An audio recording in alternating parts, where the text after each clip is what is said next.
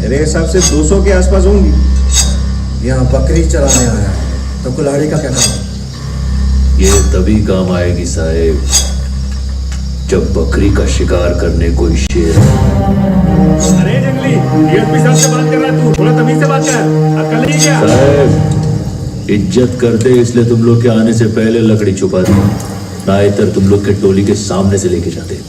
कहला तब तुम लोग की इज्जत नीलाम भी होती क्या? रे हल्का टिकता नहीं क्या? प्यादा इधर खड़ा है, इसको इधर डाल और उड़ा इसकी करना। चाहिए तुझे, चलो पता माल कहाँ है?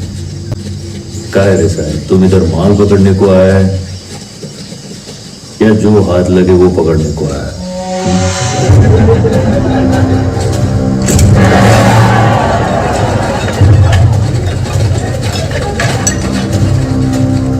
काय झालं साहेब, तुम एक टाइम पे एक गोली चलाओगे, मैं एक टाइम पे 60 कुल्हाड़ी चलाऊंगा। किसके ज्यादा टुकड़े होंगे सोच लो।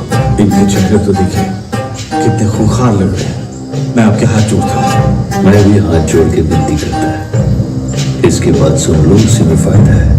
ये इनका इलाका है सर, ये यहाँ कुछ भी कर सकते हैं। इन्हें बाद में देखते हैं। चलिए सर।